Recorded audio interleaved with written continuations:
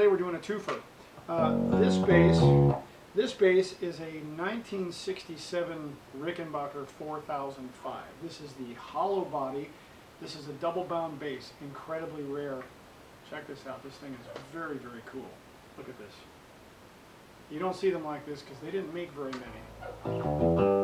So let's talk about what this one can do. Now, for those of you on Facebook, you saw the quick hitter video I made because everybody was asking about the guitar.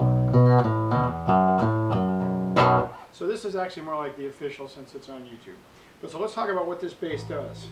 Okay, so in Rick World, we have two toaster pickups for those of you who have asked. One short pole, one long pole. Okay. It has a certain tone to it that no other Rickenbacker has. Or for those of you who say Rickenbacker, don't correct me, it's all good. Any way you want to say it is fine. So we have two volumes, two tones, a blend knob, and the toggle switch. Also, these came with a plexi thumb rest, or so you could play like this.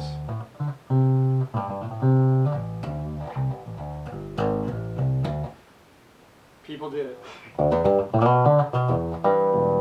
Okay, so let's hear some differences. So, front pickup only.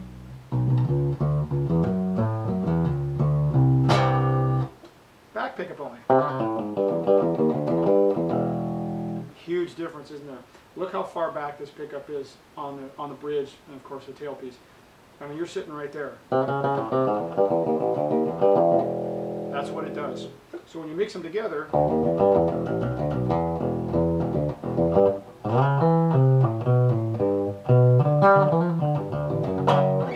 alright, so let's see what else we got here. The blend knob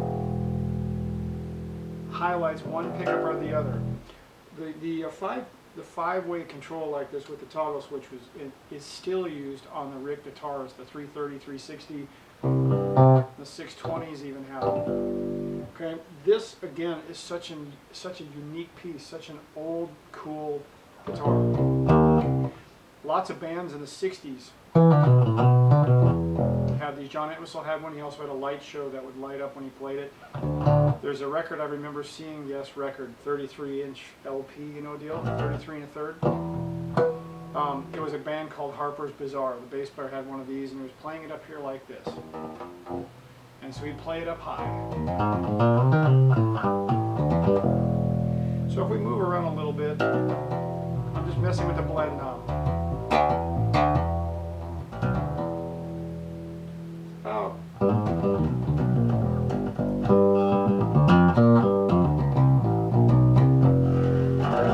So let's turn the tones down some. Let's see what we get with those. See if we can get a little thump.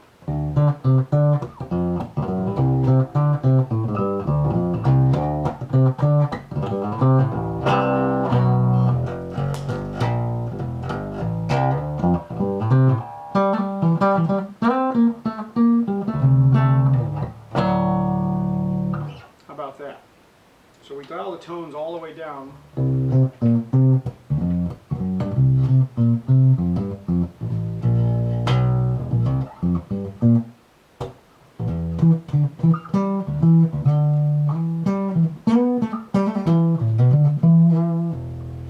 It has a very middly kind of tone. This is a very unique instrument, as I said, and it's one of those things that you don't see them every day. You don't see people playing them every day because there simply weren't that many made. They made them all the way up through, I think, 79 or 80. There's a book on Rickenbackers that came out that might have some info on that for you.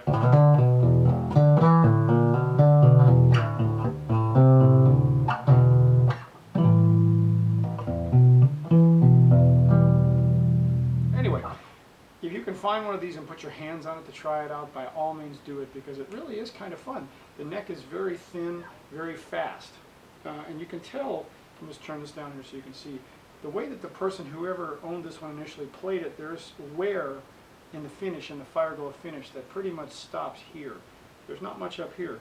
So that tells me that the person that used it heavily probably played the money chords. They played 1 through 7 from here to here and not too much else. But you know, if you think about it, one of the coolest songs that one of these I believe was used on was Steppenwolf.